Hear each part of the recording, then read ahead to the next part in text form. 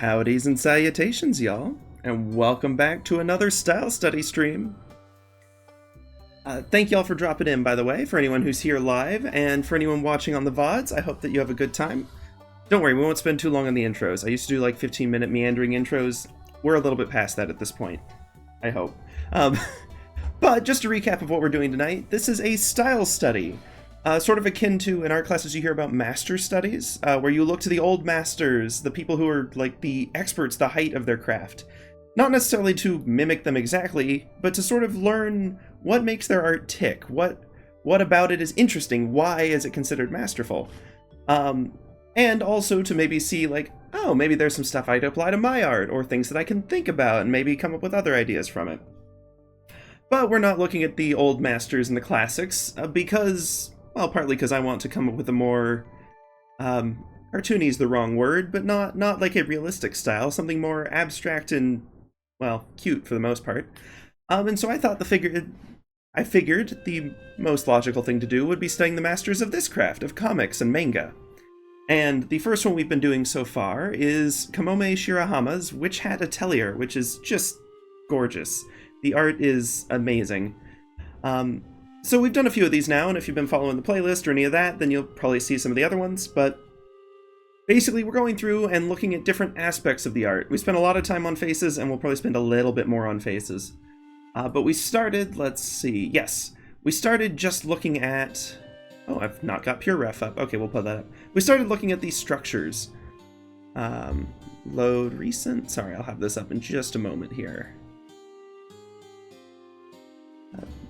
There we go, and then I just need to pop that on the overlay, and we will be peachy. Yep. Okay. Sorry, I'm having to get it. The PureRef file, like, changes its name each time. There we go. So, looking at our reference here, we can see that we took a look at just this one component of the Atelier, just to try to walk through, okay, like, there's a lot going on here, and it's just a beautiful style. Let's see if we can figure out, not necessarily exactly how to recreate it, because you don't want to just be a copy and paste of someone's style, although that is a useful thing if you're going to like an animation industry where you need to be able to mimic a style, but in this case, we're just trying to figure out what's one way to do it, what's a way that this style works, what are the components within it that you might not catch at one glance. So we looked through here, we found about 7 different types of hatching and shading and stages to draw through. And then we tried applying that to an image of Rotenburg ob der Tauber, which is just a fun little city. Admittedly ran a little short on time, but even in a pretty rushed example, like, these background settings, I was pretty happy with just the style. Like, not necessarily, like, the quality here, obviously the lighting and shadow is meh, but, like, getting the style, finding out how to use the hatching, where to use the shadows, I think we were on a good track with that one. And then we've moved on to faces, and we've done a few different ones with people, trying to study Coco, trying to apply Coco, obviously. We were messing around a little bit last stream, which was a short stream, just to try to see about faces and stuff. We'll probably build off of that on this one. But we were looking in this original one more at hair, and like the hair flowing and the head shape, and the shading approaches to hair and the way they did line work. We've looked at a few others as well. This one, admittedly, we ran out of time, but we got a profile view that, and I have looked at this, I think the reason it looks so much like a JoJo character is that I've got the tilt of the eye and the mouth wrong, so it looks rather more like Dio glaring at someone than like Kifri. But that is something we can work on. And something we will build on today. We've got some other examples. We had one where we looked at level of detail based on distance, which is something that I think I'm going to look at for every art style we do here on out, because I absolutely adore like little characters that you just see in the background with like super minimal face details, and like how you can still get a lot of expression from body language and like pretty minimalistic going on here. I love that. And how you can get those to mesh, where you get like admittedly these are very speedily done, but you get like a fairly simple face in the same panel even as a very large one, and detailed, and it all comes together. Oh hey Galactic, how are you doing? I'm still on the style studies this time, doing a little more Witch Hat, and then we will move on to another one probably next week. I just wanted to sort of close out some of the Witch Hat ideas. And because these are inexplicably doing kind of well on YouTube, like not well, but kind of well, so I figured, hey, I enjoy making them, I get to learn a bit more about art, and apparently people like them, so hey, why not?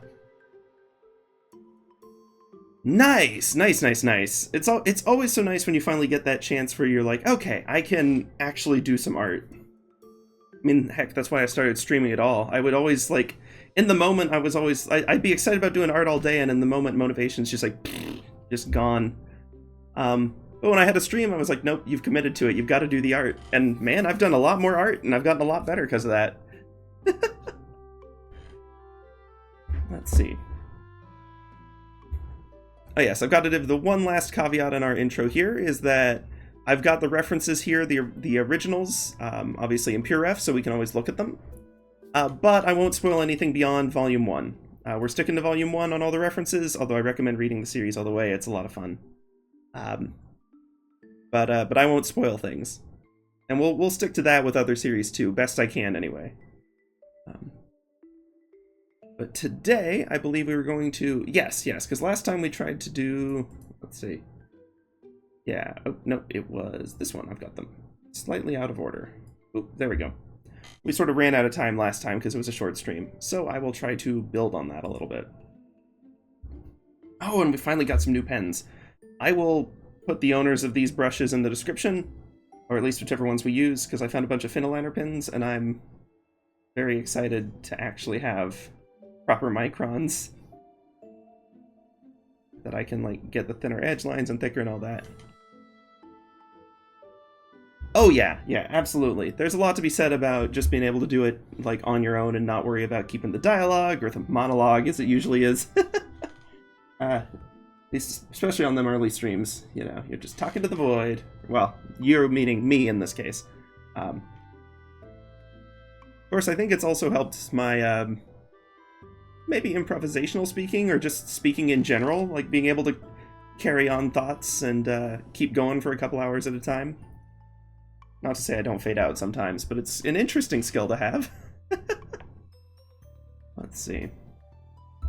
I'm excited about these brushes, like genuinely.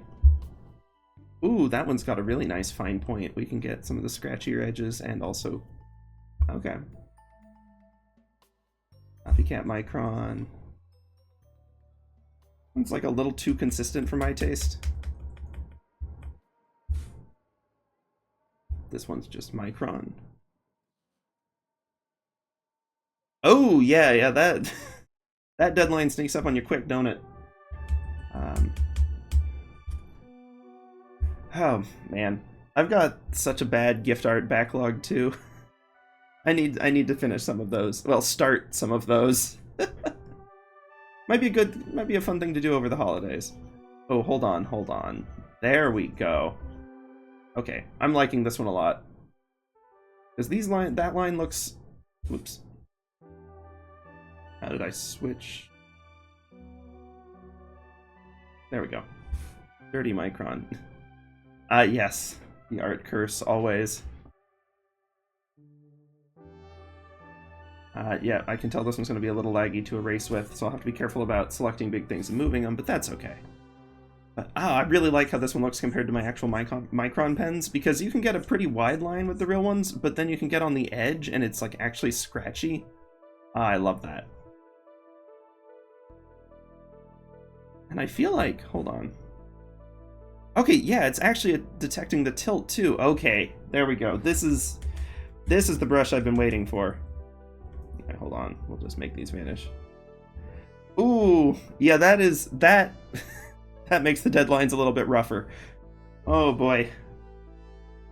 Oh, yeah, don't need that layer. Toss that one out. Here's how Micron Dry works. Also pretty good.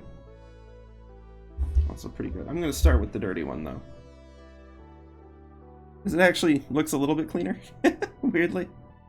Actually, that may be a fair point. Let's do the dry one. Let's keep undoing this. Nope, goodbye to that layer. We don't need you right now. Yes. Well, streaming into the void is a fun pastime, in my opinion. Okay.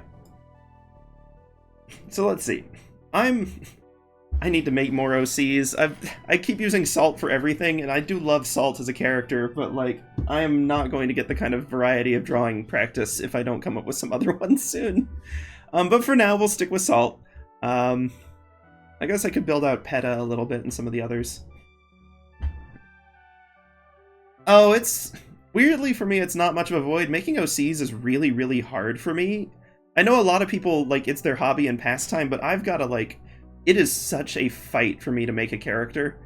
And to actually have their, like, personality crystallize a little bit. I don't have the writing chops for it. So, like, I make OCs at a pace of, like, 1 a year. It's a very slow build-up.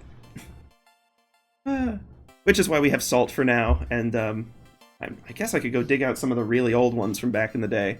But I've never even drawn them digitally, so it'll be a hot minute before we do that. But for now, I'm going to try to do Salt. We've got... I think Salt would fit well in the Witch Hat Atelier universe. Might need some hat changes, but that's okay.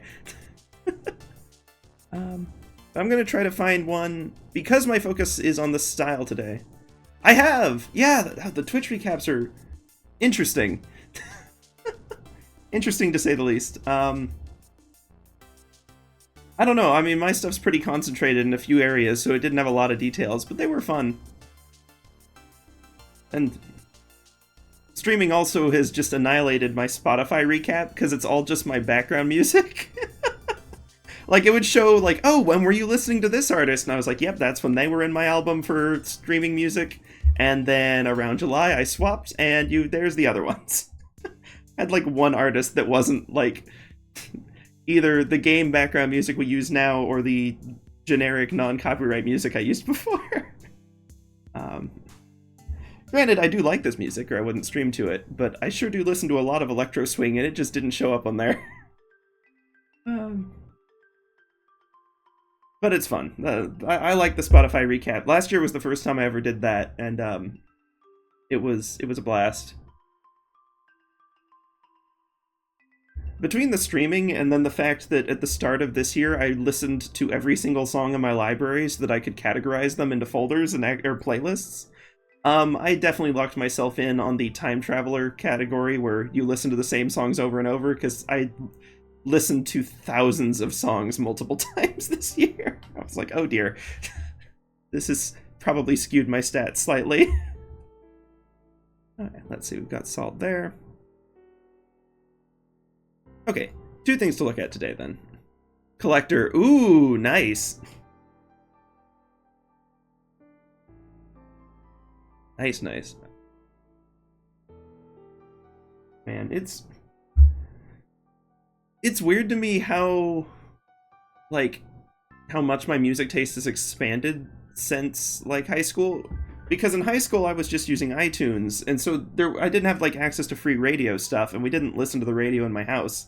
So I had, like, my playlist had, like, 200 songs that I had all, like, purchased all of them over the years. And that was it. That was, like, my entire listening. Other than, like, my dad's, like, playlist that I'd hear whenever we were together. But, like, I was really concentrated on just a few songs. And now on, like, Spotify, now that I use that, I've got, like, 3,000 plus in my liked songs now, and I'm just all over the place. It's been really fun, like, getting to run into all sorts of new genres and stuff. I mean, I didn't know what I was missing at the time is the thing. Like, I was very happy with, like, I loved those 200, and, like, I associate them so strongly with very specific points in my life, which I don't do nearly so much with the songs now. But, like, man, I can listen to some of those and pinpoint, like, exactly when I found them, when I was hooked on them. Like, there is a charm in that. It's like a little memory archive. But there's also a charm in having variety. And in also, like, actually knowing what real pop songs are, because I was into a lot of... It always is. I learned that service, like, has, like, a 15-minute delay on the free version, and I'm not gonna pay for it right now. I don't make money on the streaming. I can't sink too much more into it. Or at least not, like, a monthly subscription for something like that, so... I've been thinking of shifting over to... Oh, there's another one called, like, Postyburb or something. I need to look into that more. Because, man, SifBot is, rough. But I almost burned out on streaming the last time I tried to redo all of the different bots and odds and ends and background things. Like, I just got so stressed about it. So I figure, late is better than nothing for now. We'll deal with that later.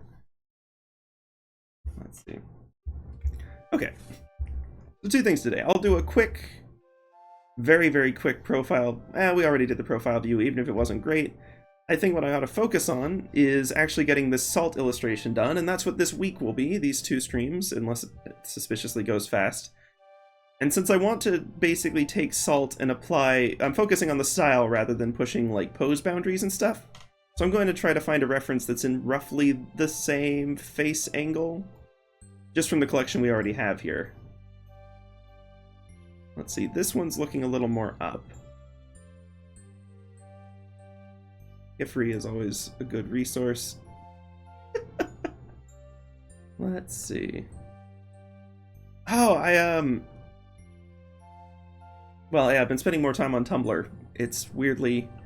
It's simultaneously cursed and a lot of fun. Like, that website is fascinating. Oops. Oh, okay, hold on, let's not do that. Sorry, the interface for your ref is a little bit clunky.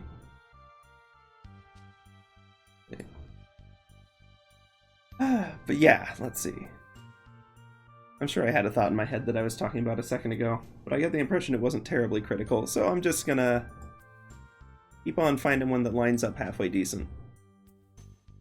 Oh, yes! I saw some pictures on Tumblr of cosplayers from Witch Hat, which is just, I never even thought about, like, because usually when you think of cosplay, it's like the really big, grandiose outfits. I mean, it's obviously not always, but I haven't heard, as much as I'm loving Witch Hat, and I know that it's like massively famous and like well established. It's won an Eisner Award and things like that. But like, you just don't hear much about it in like the anime and manga like spheres that I run in, I guess. And so I'm always shocked when I see someone like, oh, they're like actually really into it. It's funny how often that happens. I've got a lot of shows and stuff that I feel like they aren't like quote unquote mainstream. And they definitely are, I'm just looking in the wrong places. It always cracks me up when I find like a webcomic and stuff, and I'm like, because, by default, your brain's like, webcomics tend to be small and indie, and I'm like, oh, this is actually, and then I'll like the ones that got me recently is I'll follow one, and then I'll see they have a published book of it in Barnes & Noble and Target, and I'm like, oh, okay, this is not some like little small internet thing, this is... They have made it big at this point. People know what this is. Which is still great. It's not like I like it less for that. But it does mean that I can't be, like... I can't think about it as though, like, it's some weird niche thing, because it's not.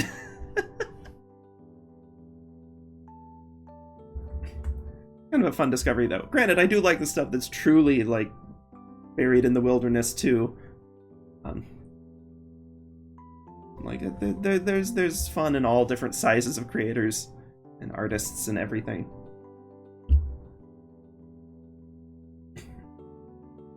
Let's see.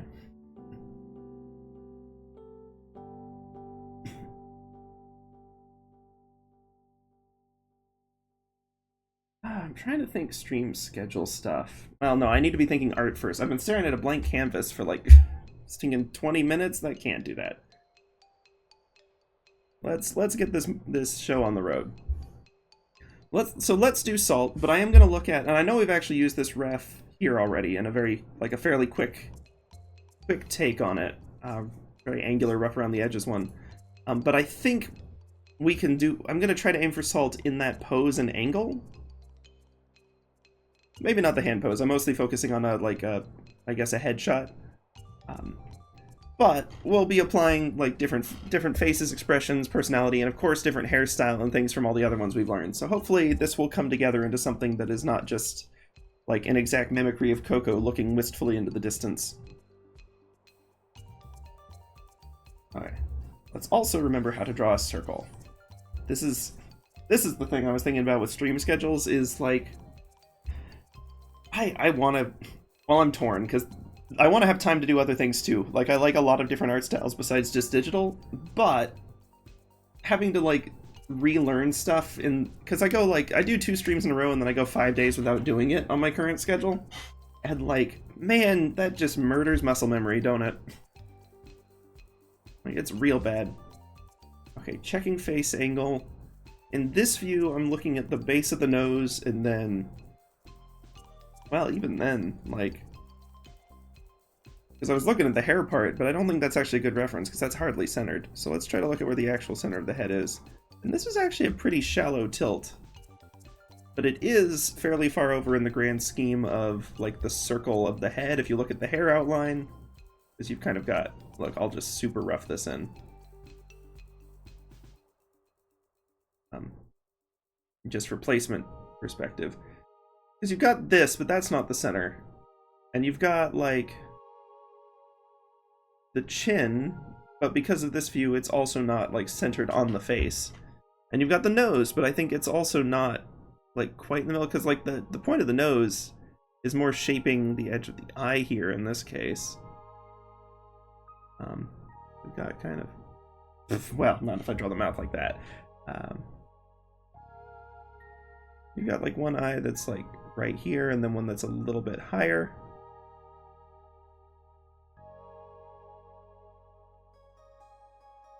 There we go. And, like, trying to figure out an actual, like, dedicated center line for this may not be the best approach for shaping this face. Just because the center line doesn't line up very well with almost any of the features. Like, yeah, we could probably aim for there, but that doesn't line up super well with the nose, and it misses the mouth, so it's not a great example. We can aim nose, mouth, and down, which does line up with all of these features, but doesn't really give that useful a sense of, like, where they fit on the grand shape of the face. Interesting. Because really looking at it, this eye is, like, distance-wise, the center, which is, I think, pretty common for three-quarter view. Like this eye right here, well, if I draw the line straight down, it might be a little better. So yeah. In the grand scheme of things, I'm going to stop saying in the grand scheme of things, and I'm going to focus more on the individual feature placements relative to each other. Usually I like to focus on the hair first, but in Salt's case, that's a little bit of a hectic reference line, truth be told. And because I don't have top of the head to go off of very well for Salt either, what with the hat? Well,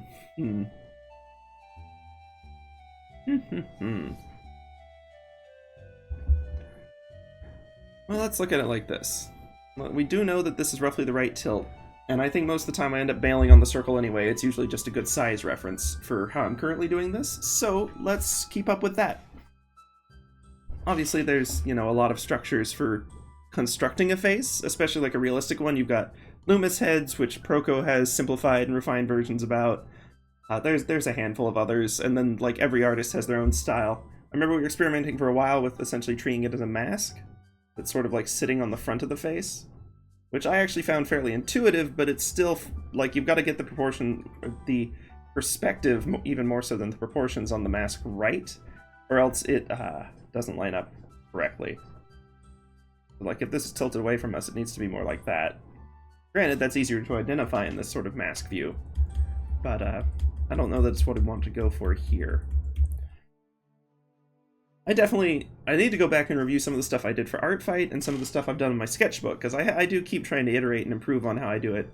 But right now, in order to keep the momentum going and not spend the entire stream lining up this line, and because one of the perks of digital is you can shift stuff a little bit if the proportions get off. You can't rotate the eye if you draw it in the wrong, like, perspective, but if you get placement of hair and stuff a little bit off, there's usually easier ways to fix it. So, let's keep proportions in mind, but let's not get hung up on them, basically.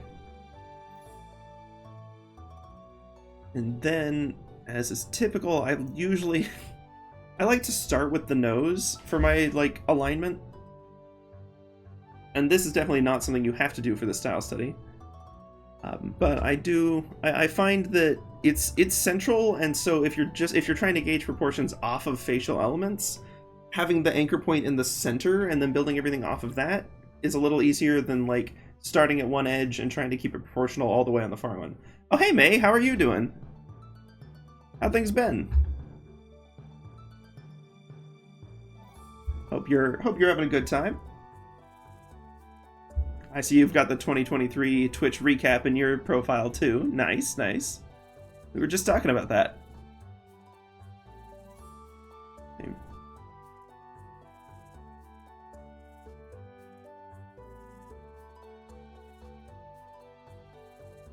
Guess that's about as good as I'm going to get with keeping those two in view. That works for now.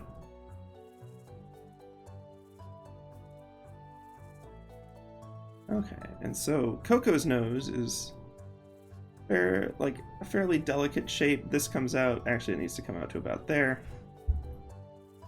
because it's kind of a straight line for those 2 points, and then this arcs back up, forming sort of the nostril. Don't need that. But that's not quite what we're going to do here, because Salt's, I mean, actually it's not that far off. I don't feel like there's kind of, well, anyway. Oh, well, no worries. Well, if you don't want to, it's fine to be a downer, although I'll admit, like, we can't provide useful therapy here other than just being nice. But whatever you feel like doing, hopefully this is a nice chance to get away from it a little bit and do some stuff that's calm and relaxing. Because we're doing style studies today. Let's see. Salt's nose, however, I mean, the previous example, basically just this. And then shading, of course.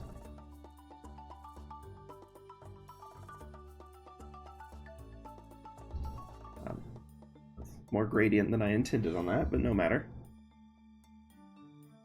So let's see if we can't find kind of a happy medium, because Salt is obviously very cartoonized, and I don't actually have a very concrete, more realistic image of her, necessarily. So that's something to work on in general for her character design, but especially, like, to work on for shifting styles, as different styles have different levels of realism, and so you've kind of got to try to match it, or else stuff will look janky, and that's especially noticeable on faces.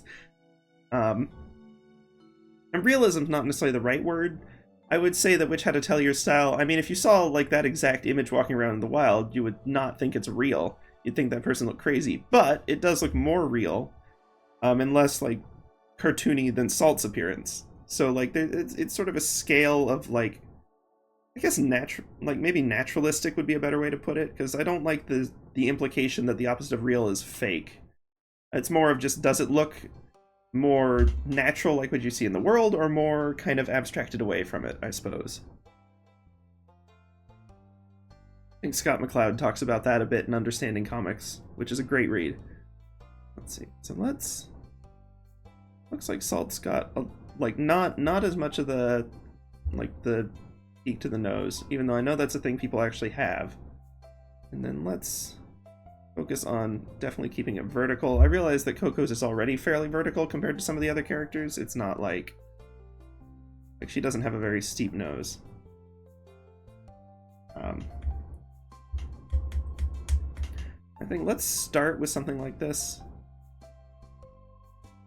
And I know our reference here is one of the... It's fairly high detail, but it's not the high detail faces. So we will look to some of those as far as, like, shading and detail work goes. This is mainly just for placement and angle right now, because it's the best facsimile, or approximation. It's the closest to an angle. I'm going to start with this little nose that we've studied here, and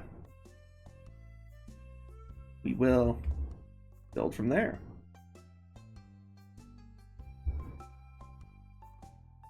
I do kind of like having, like, emphasizing that kind of hitch in the nose, the angle a little bit more for Salt. I think it works well for her, especially with the glasses bridge.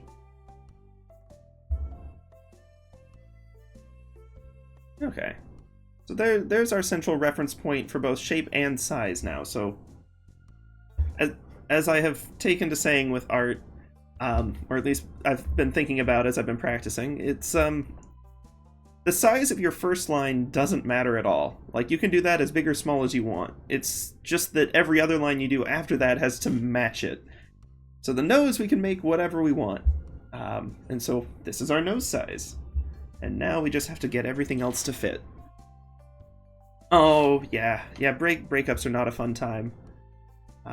hang in there. I mean, like, all I can offer you is unfortunately like trite little things. So rather than trying to cheer you up with stuff that may not mean much, you know, I know it's rough and it's okay to be going through it, but hang in there. It'll get better.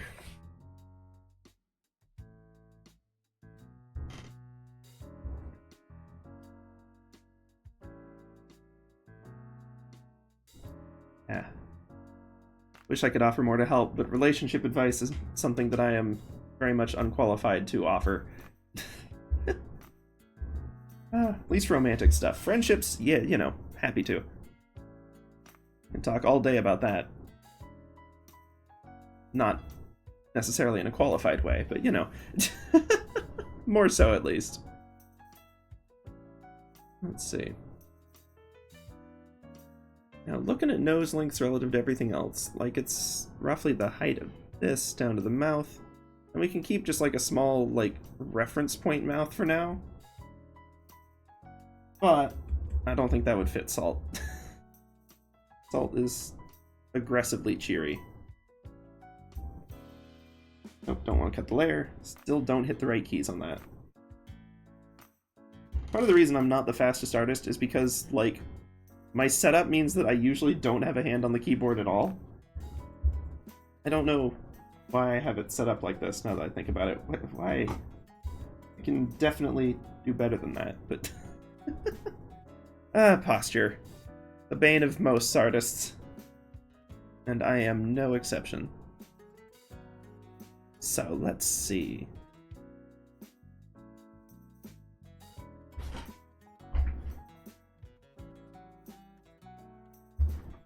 Okay, let's try that again. Let's, mouth, because obviously actual Salt's, or our reference image for Salt has, like, really wide, excited mouth, which I don't think is what we want to go for.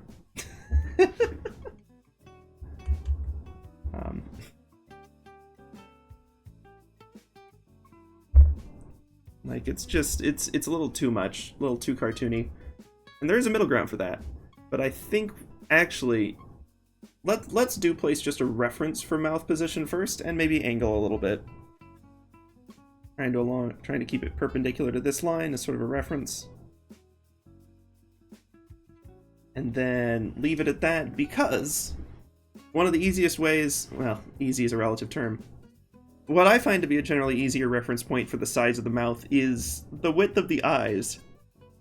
It's not always one-to-one, but at many views, like, especially on a front view, your mouth basically extends, let's see, like from pupil to pupil. So even if you have, like, jeepers, this is looking ridiculous, but the point is, like, that's a fairly reasonable mouth size width-wise. Like, too small would work better for this hyper cartoon face, but on a realistic one it would not, and too wide would be noticeable as well. Hey, no worries. Let's see. Zoop-a-doop-a-doo. So the point is, I want to figure out where the eyes are first, and then use them, because even if we're cartooning it, and I want to make it intentionally larger or smaller, and noting that we're on 3/4 view, which also has a slight impact on that, I'd still rather have the eyes in place first so I can use them as a reference. Because the only reference you really need for the eyes is the nose, since that's where we've started. Now, Salt's eyes are obviously, if we look at our example here real quick, very stylized, like behind the glasses. Just single solid, no... Ooh, that's really nice for filling in too. Man, okay. Like, the brush strokiness is a little more noticeable on that, but it's still not bad. And like, ooh, I'm really liking these microns. Sorry. I'm very excited about these brushes. Let's see. So it's just a solid shape with like a hint of eyelash and a hint of like, it could be the bottom of the eye, or it could just be the cheek, to really emphasize the excited smiling expression. And then like a little bit in terms of like eyebrow, just abstracted. There's really, like, it's a pretty long shot from the hyper detailed eyes that we tend to see in Witch Hat. I mean, especially when we look at one of these bigger ones, like there's a lot more going on with Kifri's eye over here. Like, We've got different components of the eyebrow have different, and that's not even the eyebrow, that's the eyelashes. And to an extent, just the natural shadow as well. Those all have different depths and angles and strokes. There's like a little bit of complexity in like getting the wrinkles below the eye where the eyelid sinks into the bottom. You've got a few actual eyelashes there. This needs to be more parallel there. Like the eyebrow has not too much, but there's actually that's still the eyelid because the eyebrow is up higher, doing its own thing. And then like we get into the iris, and like you've got clear reflections in here as well as the pupil separately from the iris. Like there's a lot happening with this eye. I would dare say it might look a little bit mismatched if the other one just looks like this. Which, I mean, again, could be an intentional stylistic choice, but in this case it's not, so we can't just use that as an excuse. So, rather than doing that, I'm gonna grab this one. Oh, and we'll get to test how well this works with the grab and carry tool. Oh, not bad, not bad. Not too complex, but that's good. Some brushes get real laggy. Let's see. Don't know why I'm clearing that out. This circle is definitely not the final face shape. Very much not. If anything, that mask method might be good just to keep proportions of the face in line without committing to the whole head shape. So I may have to fall back on that one a little more again at some point. We shall see. But in the meantime, let's look at the face we were actually looking at. Down here, which is admittedly pretty small and tight. We'll get into more details on a larger version. But actually, this is one thing we can think about here, and something that when you're doing character design and translating characters to different style, I have found comes up a lot, is depending on, like, certain styles require different details than other ones do.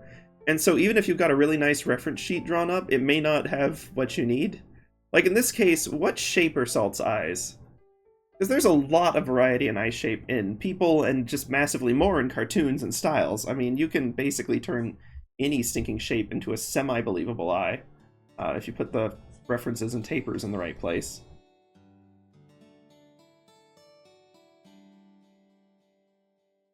I can... Is really, like, it doesn't take a whole lot, and your brain's still like, oh yeah, that's an eye. Even though this is literally a triangle. But, like, you know, it would fit into a lot of different stylized characters, and you could even keep it fairly expressive. Like, I don't know, like, you can work with this triangle and still show emotion with it. Eyes have a lot of flexibility, weirdly. I think the Pinterest still has some references on, like, all the like, basically the how to make an eye out of any shape, basically. We've still got that linked on the site, I believe. But in this case, we ought to maybe look at some of the eye shapes that we see in Witch Hat and sort of get a reference of, are they consistent, or is there a lot of variety? We can... Kifri is, well, 3/4 view is a little bit rough. I don't know if we have any good... Oh no, we definitely have some good head-on views of Kifri.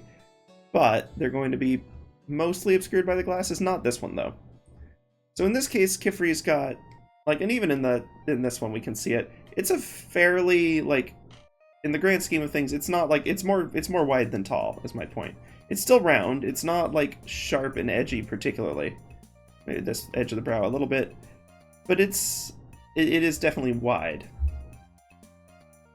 Whereas we can look at... Oh, and worth note, in this particular view...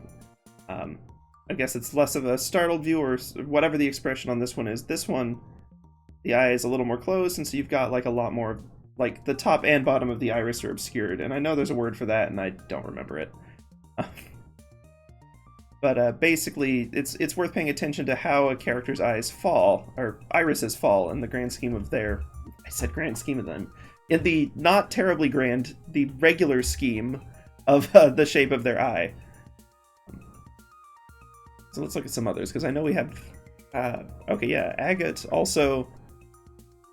has generally much, like, you'll see this a lot in different depictions of her. I don't have a ton of reference images of her here, so I may have to go pull the book off my shelf just to pull an eye ref. But in this one, we're definitely getting the sort of, you get a lot of deadpan sense from like kind of a flat top and then angled down. You see that in a lot of characters. I mean, characters with eyes like this are usually fairly serious. Even if they've got comical irises, they're usually serious. Or annoyed and tired. Something like that. And like you can see that, not to the same cartoonized degree, but it shows up in Agot's eyes here. Agot. And I'm so bad with all the characters' name pronunciation, so I do apologize if I messed that up. Let's see. Kogo, not particularly in this scene, but in general is usually taken with the wonder of the world and has very large round eyes. We get into shape language a little bit here. Very excited, that gives a sense of being like innocent and maybe harmless, maybe naive, but mostly just taking in the world. So we can see on this view, it's almost just full on a circle. Like you've got like just a full arc on the top and then pretty wide on the bottom. A lot of space for the iris. It doesn't come anywhere close to getting to the top of the eye. And I'm just kind of scratching this one in to get the shape. This one's also a very grand page where the eyes are a focal point because she's taking in the scenery around it. So there's a lot of reflections and detail going on in these particular eyes that I'm not too worried about replicating one-to-one. Because we probably wouldn't go for them for this particular salt reference that we're doing.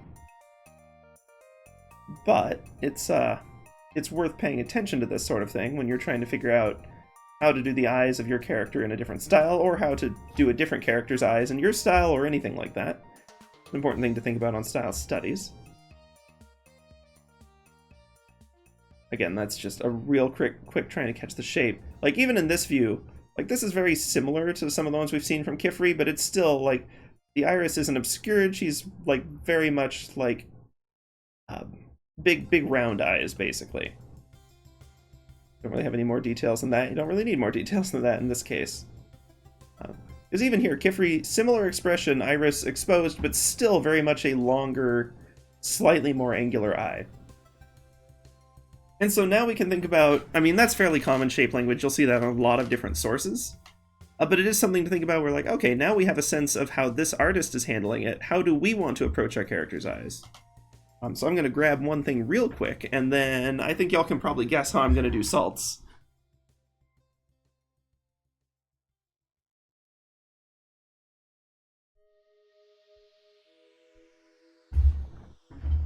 I just wanted to grab the book so that I can nab a few other character eye refs too.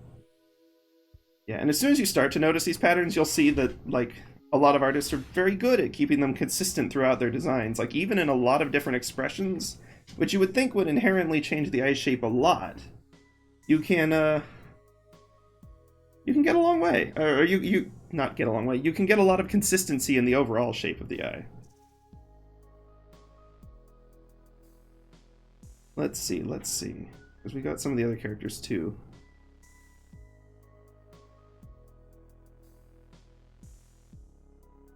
Let me go to the page where they're introduced. For the books, for the other style studies that we're going to do in the future, I already have pages like tabbed out and stuff already.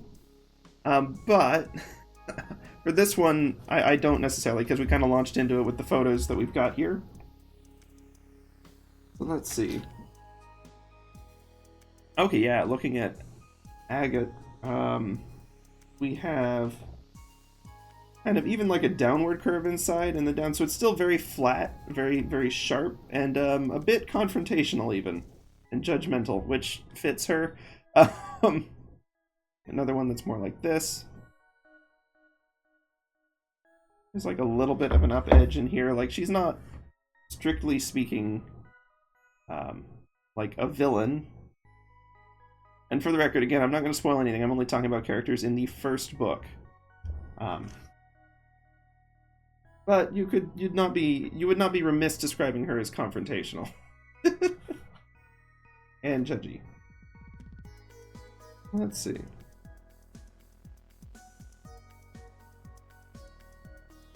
Okay. Before they met her, the other two, where's Riche and, speaking of names that I don't know if I'm getting right, I'm assuming from puns that it's Riche, or Riche, and Tetia. Okay, yeah. Yeah, and you'll see this very much tracks. Like, Tetia's eyes with her enthusiasm, it's a different enthusiasm from Coco's, but it definitely still shows in the very, very round tops. Like, not terribly angular. Not terribly long, just like this big shiny eyes in most depictions. Let's see here.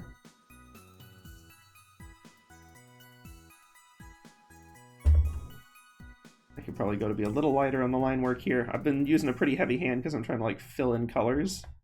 And because I'm used to the other brush where it doesn't matter, but this one, it actually does matter a little bit. A lot. Gives us some real power. The realization that this one is much smaller. There we go. And like that's even with the heavy darks in there, which I got a little too heavy because I was getting excited about the pen width. Like it's still like a larger, more open, rounded eye. Like that's an excited one. And then Riche tends to have the very deadpan eyes. Like, yeah, her first appearance is, like, not even, like, kind of the not even bothering to open your eyes all the way type deal. Like, heavily lidded.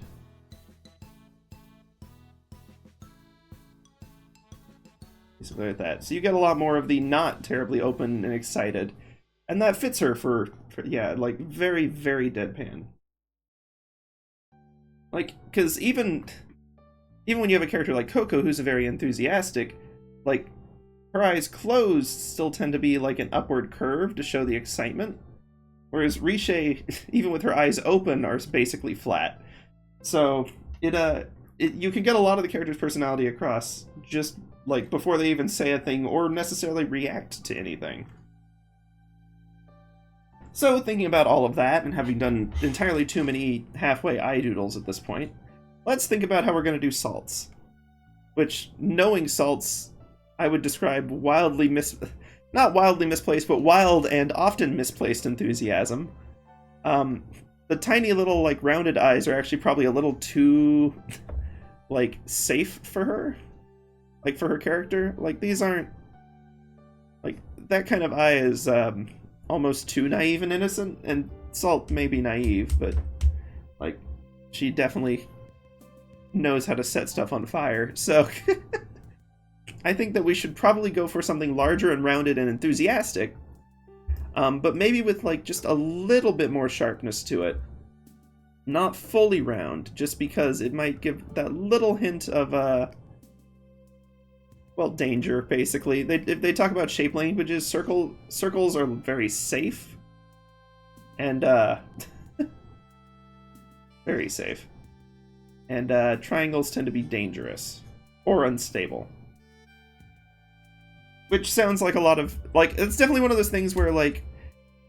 When I first learned about it, I was like, well, that sounds like hogwash. It's just someone who's looked at shapes and made a couple of snap judgments about what they could probably imply and is now selling it as like a horoscope equivalent. But when you actually see it in practice, it really does, like, we do make these assumptions.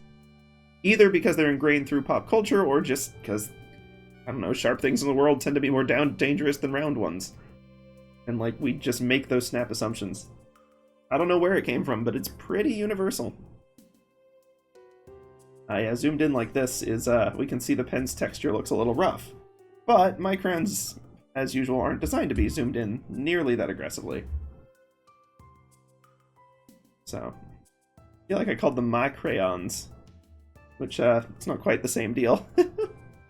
So we'll go for fairly sizable eyes. But I'm trying to think if we can get, like... We want a point there? That almost looks like wider. I think we'd kind of want the point more at the top. Like enthusiastic, but like a little too much. Because you get at the point at the bottom and you tend to fall more into the deadpan eyes, where they look tired. And like they're just ready to go. And we don't want that. So I think we go for a point at the top, And then fairly rounded at the bottom, we'll get the enthusiasm that's maybe too much. And it'll be a good fit for that. And looking at some of these other ones, it's, let's see. Like, looking at how they actually handle the strokes is something that we'll definitely want to do with some of the bigger image references. But generally speaking, actually, you know what? Let's go to that really, really grand one. Like, if we're gonna go, let's go all out. Let's see. We want Kifries, or do we want the really, really bold, like lots of highlights going on here? Let's go for this one for our example here. We'll have the few stray strokes. One thing you'll notice a lot in these like solidly shaded areas, like not massive like swaths of shadow, like not like, well, even a little bit on this one, the way they extend it, the way she extends it, but like you'll notice they're not just like fill tooled in. They really do appear to be like the edges are a couple of distinct strokes. You can see there's like one kind of going like that. And then there's separately, you get kind of like it fizzles off with a scribble back and forth. Like it's not noticeable at first glance, but when you look at it, it really does add to the hand-drawn style, having that sort of... And this may be where we don't want quite the intensity of the Micron dry brush, because we'll simulate these gaps ourselves. But the edge of this eye is basically two lines and then back and forth scribble filled in between them until it just tapers off. And you'll see every artist will handle that sort of thing completely differently. Like, there's not a universal standard on how to do the line quality, and the line quality has a big impact on on your illustrations and how they look, but it's not necessarily good quality and bad quality, although that impacts it too. But like the way you choose to do them, like very clean lines versus more erratic and scratchy, like long lines versus like small choppy ones, and you don't have to be consistent across your whole thing. Like, use whatever works for the particular situation at hand. But I mean, yeah, basically, I don't know, that's sort of the end of that thought, really. No, but that's just it. Other than, I've realized that another chance to test this out. That's it, being just test different line work in different scenarios and see what clicks. But also, make sure you draw your eyes at the right angle to the face. Not like a literal, like, 90-degree right angle. Not like, that's... calling that a right angle is a lie. But, or something more like that. But, like, matching this sort of angle line that we established for the nose, and then we've got the mouth on, we need to make sure the eye's on that, too. And, of course, the joyous challenge of the second eye, which should not be just choked up right on the nose as well. That would not match the angle of the face we're drawing. You would see more, like, actual open area between the eye and the face. Well, the eye and the bridge of the nose, specifically. Let's see, drink some water.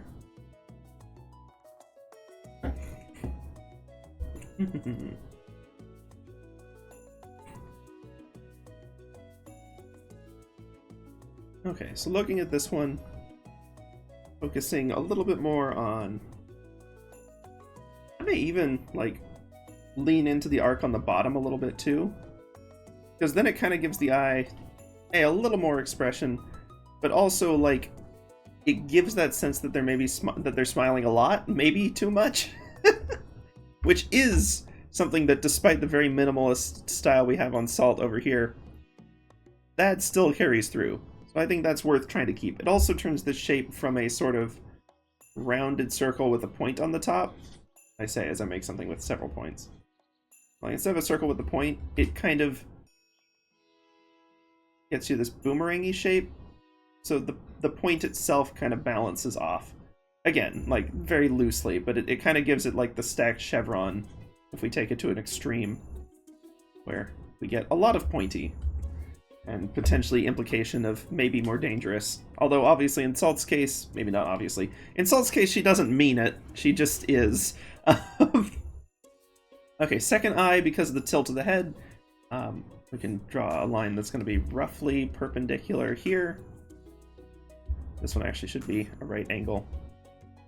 And, like, this way we can sort of tell And you see these guidelines in books all the time, and I'm just doing them roughly. But this one should be a little bit higher, a little further away from the nose. The bottom also needs to be higher, just from the angle we're at. Potentially this one needs to be a little more obscured by the nose, and this one will be like so that we may not even see this full edge, which I'm going to sort of try to gauge once we get into it. And rather than looking at an immediate reference for this one, I'm going to try to sort of use the other side and what we've seen and mimic the approach to illustrating it.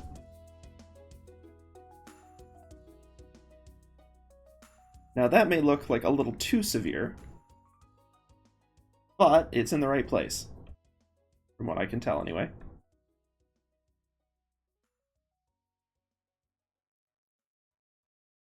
Like, obviously, this circle is now wildly off, but that is what we expected from the start, so that's not a problem. I wonder if, like... Man. I am loving the tilt sensitivity on these things. The actual, like, pen pattern on this one's a little funky.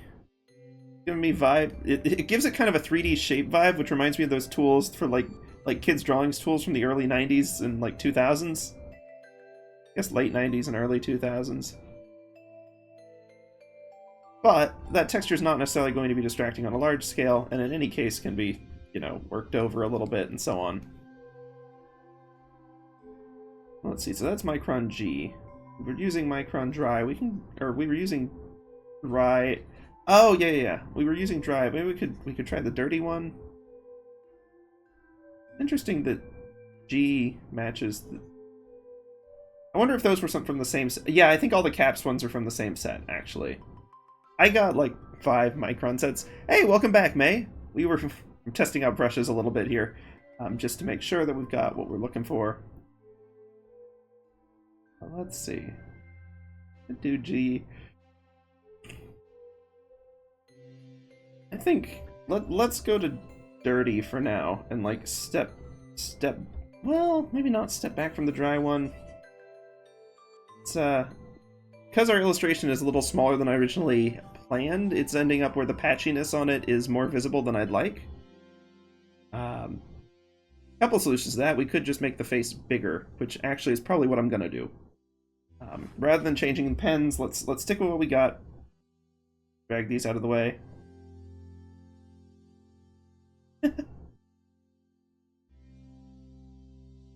Not too bad a lag on that either. That's nice. Okay, good.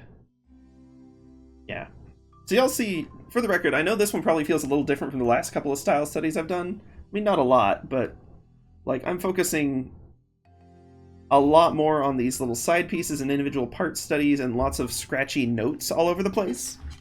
And that is often what I do when I'm actually applying these. Like, you go through and do the study a few times, and you really, like, focus on learning the style.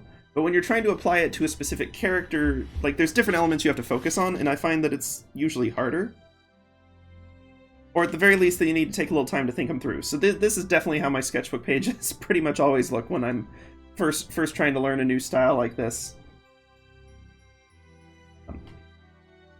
Especially when you're trying to get variety and not just like the line quality, but like actually like how do they do faces? Because there's rarely, for most artists, the answer is a lot of different ways because they have a lot of different characters. Okay, yeah, we got this. We can get eyebrows. I think next thing to do is going to be head shape, and then we can make this larger and sort of scoot it out of the way of these other references. Oh, and of course we can get the mouth.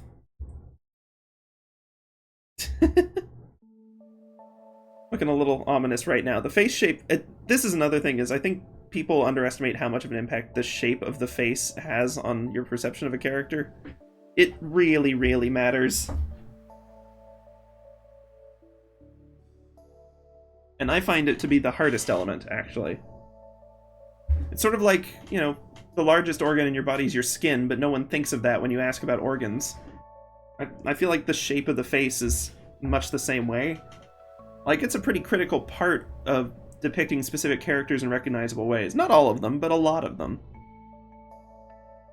And figuring out which elements of it are key is difficult because it tends to be subtle.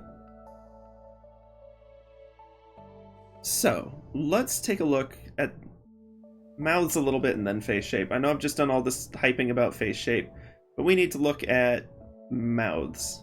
Let's see, these two fairly, not somber moment, but a serious moment. And so we're getting kind of angular mouth shapes. Let's look at Kifri with mouth closed. It's, well, angular when it's open, even in like small little, like silly silhouettes. But in these cases, it tends to be line with a little bit of a wide taper at the end in both cases, and then slight opening in the middle gives just the amount of depth that you need to capture. Whether your brain fills it in as the lip or an opening in the mouth is going to vary person to person. But in either case, it gets the right feel for the expression. And once again, kind of trapezoidal mouths. Triangle in that one. Okay, I think that's going to... yeah, that's going to do for now. So looking at these, I think for an open mouth, I'm actually going to take 1 second to glance in the book at the most enthusiastic character. At least in most scenes, which would be Tetia. Okay, yeah. Couple of options here. Yeah, I just didn't grab a lot of open mouth refs. Okay, that's fair. But in most cases, the artist keeps mouths fairly simple, as you can see on these. We're not getting into a crazy amount of detail there. They're not... like, it's just the right shape to show the expression without, like, having to deal with... well, most of the time they don't bother with it, drawing individual teeth in, like, a lot of different art styles. But definitely notable here as well. Let's see, mouth width does still generally follow the eyes rule. In this angle, it looks like they're leaning a little more in this direction, so towards the further eye, which makes sense. Let's see. Going off of what we have here, I'm going to try to get like kind of a... let's see, that's looking a hair ominous. Let's try to go with one of these like partial open ones where it's still very excited. Because we're at 3/4 view, of course, this won't be centered necessarily.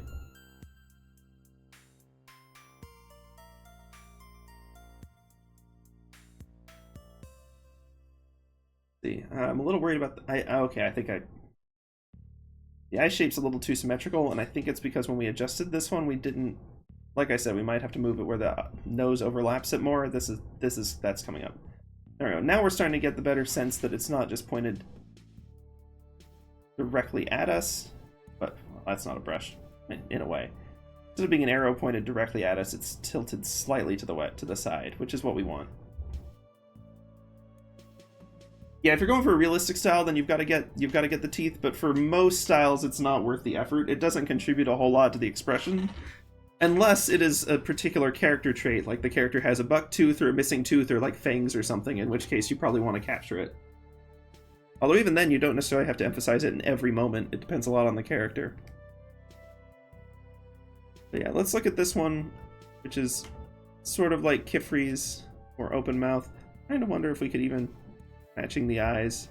I think like going like that would be a little bit too... little too much. I think let's stick with this one for now.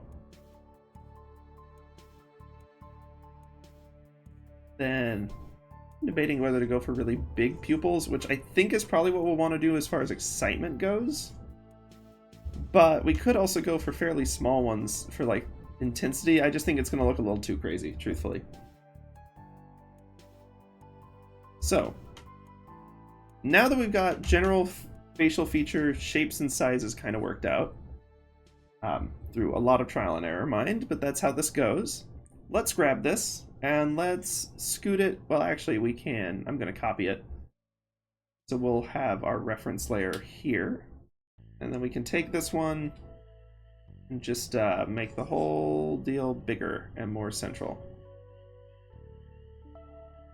Gives us a little more to work with as far as capturing key details and things like that. Without getting too up in the business of the brush itself. So, next things we're going to look at is the head shape. making sure that these features are capturing the right expression, because right now they're looking downright devious with the pointedness of the tops, which admittedly kind of fits. But we'll probably want to think through how we do the eyebrows to either mitigate that or accentuate it and really lean in. Because we've got some options to work with there. So face shape, eyebrows to complete the expression. Then we'll start looking at general hair forms, and we'll go from there. And as I said, this will probably be a two-part, like actually finishing the salt illustration. We'll have today where we get everything in place, and then tomorrow we'll get to work into all of the fun details and really matching the style and shading and stuff, which is the part I tend to enjoy more. But this part's important and able to set up well for it. I was about to use a basketball metaphor, except I didn't even understand the correct metaphor for it. So the point is, if you don't prep right, then you won't sink the landing. However, you also don't want to burn out, and so I recommend joining me on this quick little, 2 to 3 minute break, get some water, stand up, stretch a little bit, and then we will come right back to this. So I will see y'all in just a few minutes.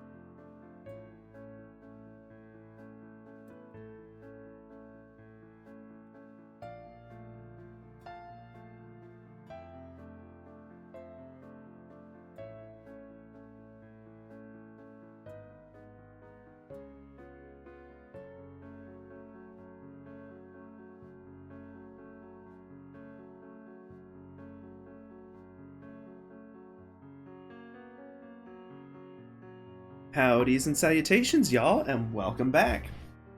Hope that wasn't too long of a wait.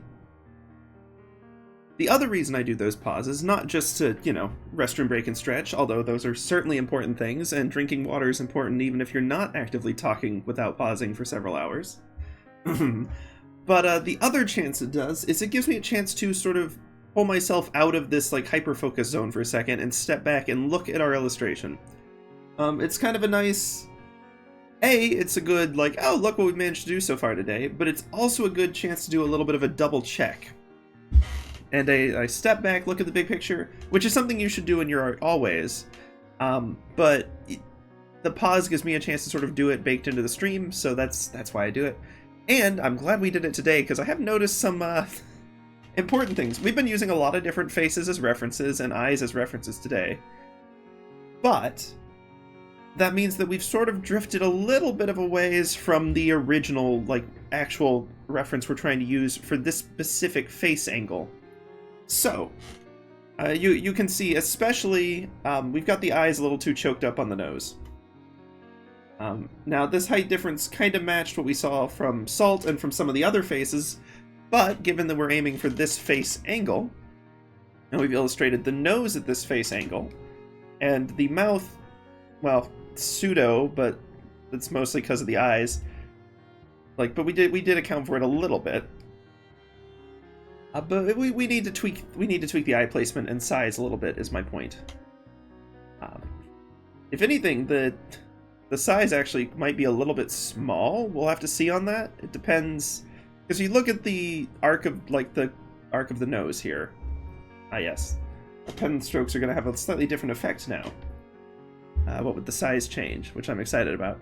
But you look at the reference here, and the nose, the eye basically comes all the way down to the bottom and arcs almost as high as it did. The eye is just massive compared to the nose. In ours, it's not quite taking up as much space, partly because we've arced the bottom, which is giving it this kind of villainous, maybe mischievous if we play our cards right, glint. But partly because it is just a little smaller. So, perhaps that's something that we adjust. We make the eye a little bigger. I think we also need to adjust the angle of it, because our reference eyes were a little more straight on, and eyes in particular change a lot when you even shift your view just a little bit to the side. The nose does too. So having the eyes and the nose at different angles is not ideal here. The other thing is we've got our, this eye is just too much choked up on it. We'll get this one, and then I will shift the eye angles to match what our nose is actually doing here. And we can work a little more on our brush strokes and such after that, because we've got kind of a finer point to work with. Let's see. Okay, yeah. Still debating on the micron brushes. I'm kind of swapping back and forth on those too. But we are dealing with a larger brush size now. Not entirely sure how we got on 20. I guess that was the default one for this brush, which is fine. So we'll work with that for now. But yes, so there's that. I'm going to make this one a little bit softer and use it as a reference layer for this next stage, basically.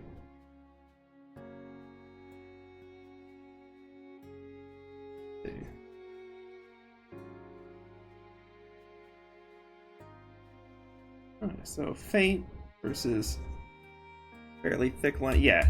Let's try. Oh wait, that's not the one I thought it was. Let's try Micron G, perhaps. I'm going to try to stick with this top pen pack for today, and then we can experiment with some of the other ones on other days.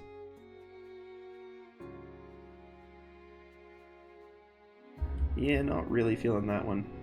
This one's just standard, apparently. Get pretty good with that.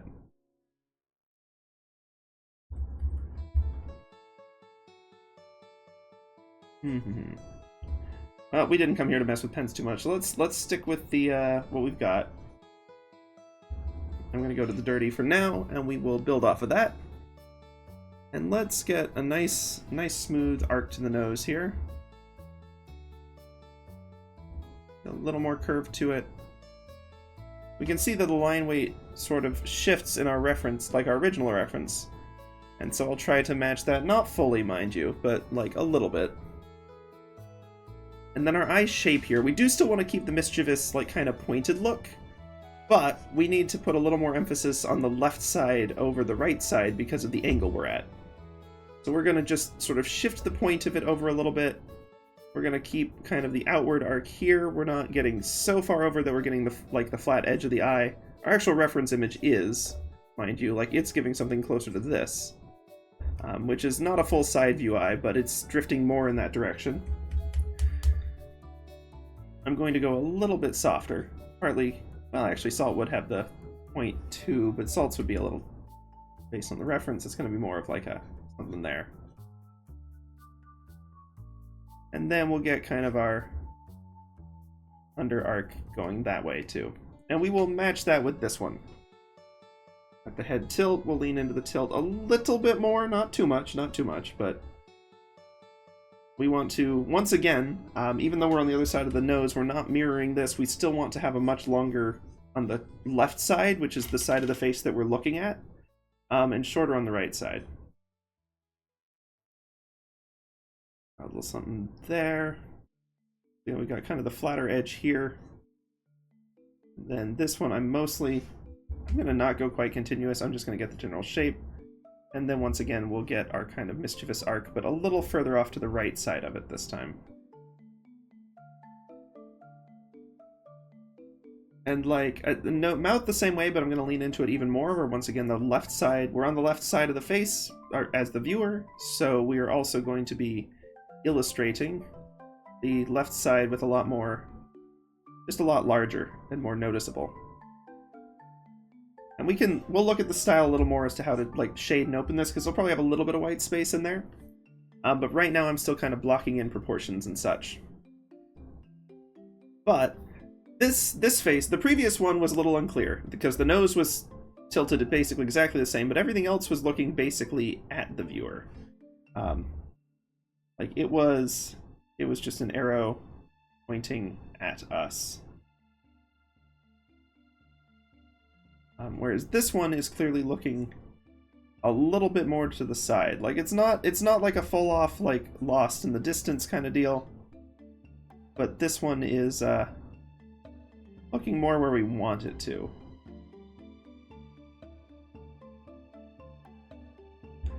This is just a terrible arrow. Let's see, that's fine.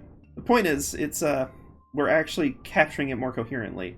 And that's an important thing to pay attention to, especially when you're drawing like anything at even a slightly different angle from your reference. Or like just it's good to pay attention to just for practice, truthfully.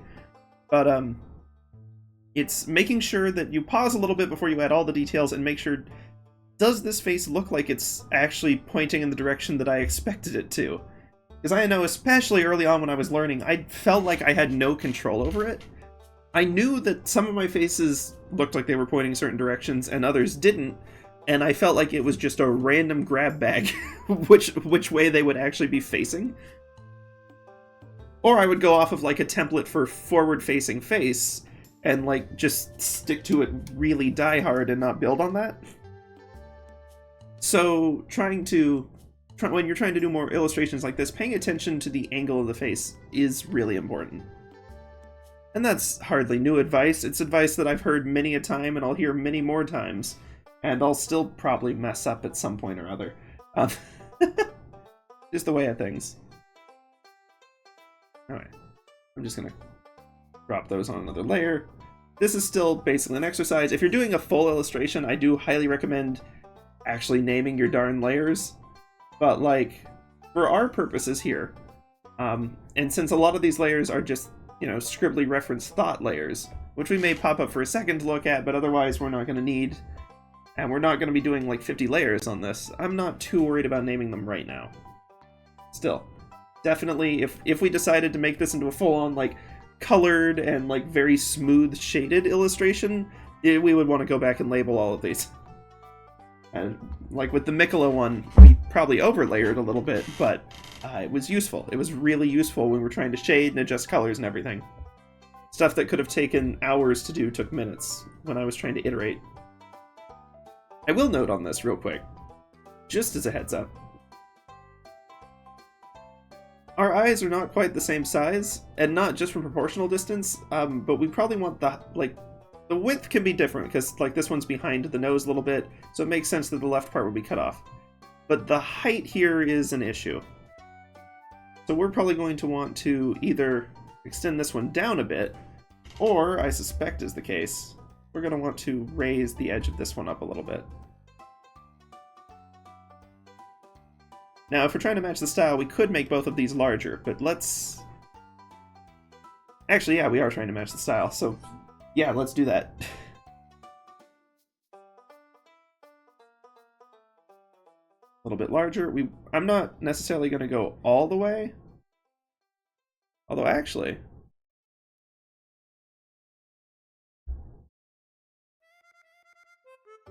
I'm gonna just take a second to compare this to this one and some of the others, just in terms of the proportions of the face, and actually, that's, yeah. I forget sometimes that this is still a manga style, which tends to lean towards very large eyes. So, we will stick with it. After all, this is a style study. Obviously, in your own work, you're welcome to stick to the original style as much or as little as you'd like, but since, you know, this is... I would really regard this more as an exercise that happens to get nice-looking results sometimes, as opposed to this is how I'm going to do a finished piece right out the gate. Like, the style studies are really meant to be a way to practice. Practice and experiment with different line work, different ways of drawing features, or just anything, different ways of drawing, full stop. So it's not necessarily I want to mimic this style and post it immediately, although... Obviously, depending on your skill level and how much you like the results, you're welcome to. But I find that I tend to get a lot more out of style studies is by treating them like an exercise. Not like a boring... I mean, not that this is a bad exercise, but the whole, like, varying line width one to try to get better pen control, which obviously I can still stand to work on. And so on. Like, that one, or like practicing drawing perfect circles and such. Like, those are important exercises, too. But they can get very dry. I find style studies are they're a nice exercise that is a little more advanced. You get to practice a few more different things once you've got line work more worked out, or if you're burning out on line work and need to do something else. But they give you a chance to improve and not just, like, reinforce the same stuff you already know.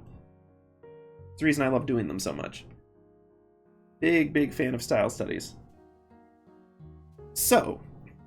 keeping that in mind, let's look at the next part of the style, which we've been foreshadowing is the wrong word, flagrantly discussing a little too early for a while now, and that is the face shape. Now, I'm not going to try to look at both of these at once because we'll get too zoomed out, but you can see that our original Salt reference here kind of has just like a big old curve for the whole bottom face. It's like a real, like, it's got a little more of a point than Sans, but it's got pretty big Sans energy. And you can do that thing that people call the CalArts style, even though I don't think it's actually related to CalArts, and like most of the people who call it that are just being snobbish about random stuff. Anyway, that's a whole separate discussion, and there's entirely too many wiki pages dedicated to the arguments that have gone on around it. But the point is that Salt's face is very rounded, very like friendly and approachable looking, but also very not defined, especially at the chin. Whereas this one, even in like this is not even like a particularly high detail illustration of the character, but it still has more definition, including, especially from this tilt, the forehead comes out slightly further than the cheek does. So that's the kind of thing you want to be paying attention to as far as reference points are concerned. The peak of the forehead there is coming out, like, it's very close, but the cheek is not quite as far over. It, however, does veer further in this direction. So we'll see, like, you've got that line there, and then this one is further over. Lengthwise, this is not quite double this one, as a reference, and it has a very slight S-curve to it. It kind of lands at the chin, which then goes up roughly, like this one is basically like congruent with that one. They're the same. That's the kind of things that I'm looking at whenever I'm trying to judge and like making sure that its angle is right. It points slightly up. Good. But when I'm trying to judge like the silhouette and the proportions of things and like placement of things relative to the other aspects of the face, that's what I'm looking at. There's all of those little reference points. And so that's a very different set of reference points than Salt here, partly from the angle of the face, which is relevant, and partly just from the style, because Salt has a pretty weak forehead. Let's see. We don't even see the full top of it, and then we get, like, immediately this already extends out very far over, and it's just a smooth arc until very far over as well, and then picking up. So trying to translate between these two styles is going to be interesting. We're going to have to think a little bit more about what Salt will actually look like, because we can look here, and different characters have, and different face angles are also going to have different amounts. Like Agot has much starker appearance typically. Like this is already very, like, much sharper edges, much less like extended cheekbone basically. We've got this one here that is kind of softer curves, but it's still like a wide cheekbone in this case, coming out slightly past the forehead, but not massively past it, and then arcing back down into something that is basically a continuation of this line, before arcing in for the chin. So, a couple of things this tells us, besides that I'm going to have to clean those up again because I just leave scratch notes all over everything. Trust me, my actual sketchbooks are far worse because I can't just chuck it on different layers. It's all part of the process. Let's see. Even Kifri is like this is the same angle basically. And we've got slight eye line. The cheek doesn't come out quite as far as the forehead does, but it is pretty, I say straight meaning like parallel with like this line. It's not like wide and rounded out. It's not like concave and swerved in. It's fairly flat. Okay, hold on. One curve, and then to a straight edge, and then curves in for chin. So, keeping that in mind, and knowing that this one is actually not quite as tilted as most of those, looking at it, let's pay attention to where those curves hit, and then we can apply it to this face. Once again, I'm going to look at our reference here, and we can see that, as usual, and as human faces tend to be... Hold on, I'm going to dunk these on another layer too. Oop. Okay. You're going to have an indent, like this indent here going towards the forehead is going to be right at like the middle of the eye, basically. As a result of the shape of the skull and protecting, while also allowing eyes to be seen. We see this one actually comes down just past the nose, and extends not as far as the forehead one does. Forehead one extends and then arcs pretty well up. This one extends down. I guess I should clarify, when I say not as far, I mean not as far to the right in this case. Let's look at these with two things in mind, because I need to pay attention to the length of the lines and how far they travel in each direction. The starting point is roughly here. We've got this one that comes up to nose height and then about 50% over again. It comes up to nose height and then it starts to arc in. And it extends out like this, starts to arc in for a brief period, and then when it completes its arc in, it's actually almost covered, like vertically, it's over the center of the eye now. Which is going to feel too long. Like, visible foreheads always feel too large. And you have to trust the process a little bit and wait until like hair and everything else comes together for it. It's lower when the cheek line comes out to below the bottommost point of the nose, but only just, as far as it comes down that far.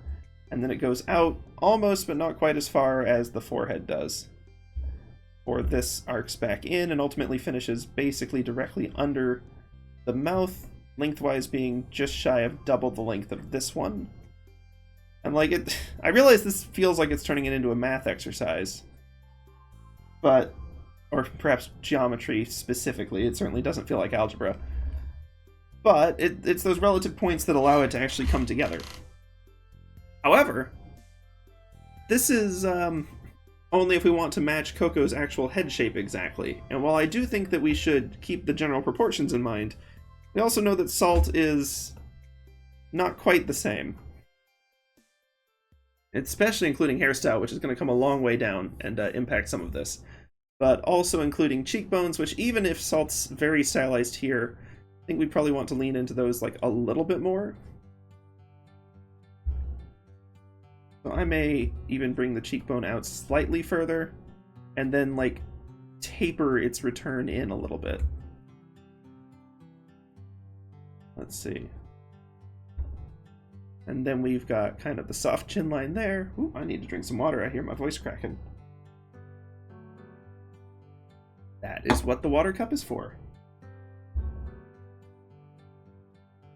And we can sort of soften this curve upwards a little bit, because again, once you get these like sort of lines that I've pulled out here, in practice it's usually more of a continuous soft line. So you don't have to stick to the exact angular nature of these one-to-one. You like, I definitely recommend softening them up, in fact. Thinking about like neck size and shape and all of that. Now I know in this particular style, well, in this small view, the chin line just dead ends at the neck and it's done. We'll see in some of the Kifri illustrations, and even this one, it usually gets continued in the shading, but not necessarily in the line work. Sometimes, with this one, with the very intense shadows, the line continues as well. Yeah, I knew that was over here. Kifri's does continue a little further. So we have some options here for how we want to handle it. I also like flatten the chin, like the bottom of the chin a little bit. And then ultimately, here we go, let's clear some of those out. Flatten it a little bit, and then taper it up a tiny bit.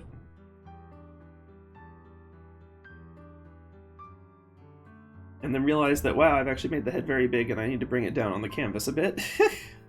We can do that. Since we're moving the whole layer, I can just grab this nice tool. Very handy. And with that, I think this will be our starting point. Now, I will say, especially with face shape, this is one of the things I really appreciate the digital art tools for over physical media, is oftentimes, especially at beginner levels, like as an expert, you'll probably construct the faces or have the muscle memory where this isn't nearly the same issue. But when you're beginning, there's probably going to be some trial and error, and as you get the rest of the head shape figured out, or the hair comes in, you may have to tweak this a little bit. That's obviously perfectly fine and natural. But I would recommend not over-tweaking it at this stage. Like, you've built it out, you've got the construction roughly matching the style and the proportions of the head.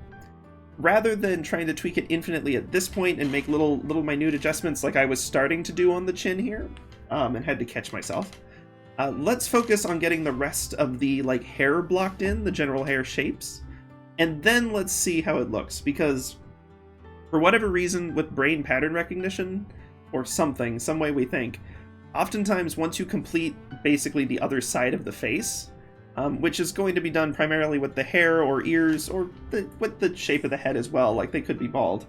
But once you complete that, then you'll suddenly be able to sense a lot, like there'll be a little more intuition of, oh, this is off and I can see how and why, and you can tweak it a little bit to fix it. If you find yourself tweaking it a ton to fix it and then having to tweak other areas and come back, then that's a sign that there's probably a significant underlying issue with either your proportions or, I think, very likely the direction of the face. Oftentimes, the reason that stuff doesn't look right is because you've got different parts of the face that are, like, your perspective as the viewer has slowly shifted as you've drawn different areas, and it means that different parts of the face are functionally pointing different directions, so it will never line up no matter how much you readjust. So I recommend, like, take a few moments and like check once you've got the hair blocked and everything, and if you can get it to a good spot, then you're good. This is, of course, the reason that they recommend actually constructing heads, like following methods like the Proco method, where you can sort of have the circle. You've got the line, well, we can get one line going around it, you've got another one kind of coming down across it, and then vertically off. Shave the edges off a little bit to fit the shape of a human skull, and so on, and there's specific proportion guides for how far each of these things come down, and like how to construct the chin and everything. And of course, different people will have slightly different proportions, so you can adjust these to match, and so on. And like, I definitely recommend if you're doing like a proper illustration, do this. Do this stuff. That's hairline. I've not even divided this right. Okay. Alright, going off of memory. It's been a minute. But like, definitely go and like actually do the face construction. Because you can see we've got something that looks proportional and believable, like, immediately with this. As opposed to all of that finicking around and trying to match the eye positions and all of that jazz. Like, this just immediately we've got... Let me scoot this one over a little bit, but like, you're just starting the game strong if you learn these rules. However, when you're doing a style study in particular, it's often not the most helpful. And the reason for that is that you can get so caught up in trying to match these proportions that you lose out on specific stylistic choices or proportions that that particular artist chooses to make. And I find that that's not ideal. Like, you'd rather be focusing on how does this artist do it? Because some artists don't match naturalistic human head proportions. In fact, I'd argue many cartoon ones don't by a mile. And if you're so fixated on trying to map the artist's approach to this head approach, then you're going to get too caught up in like details that you don't need. So instead of doing that, or I guess once you've done the study a little bit, if you really like the style and you want to do more off of it, then you can try to say, okay, how does the artist do proportions? And like, you can kind of create a version of this, a template, a structure. It doesn't have to be as complex as the Proco/Loomis heads, but it's but something that you can use as a guideline once you know the proportions. But when you're first doing the study, don't focus so heavily on all of that. Focus more on, like, because if I was trying to go through here and like take this face we're looking at, and I'm trying to map, like, okay, I don't know exactly how much volume the hair has, but like we're getting a circle, but then like also trying to like chisel out exactly the shape and like how far down it comes. You're gonna get caught up on trying to like a mismatch, basically, in most styles. So like, I recommend handling those separately. Okay. Enough of the, once again, another tangent drawing, but I think that they're worthwhile, especially in this phase, because this is the phase that's the hardest of style studies, I would say. I think it's extremely valuable. I think it's the part that makes them stick.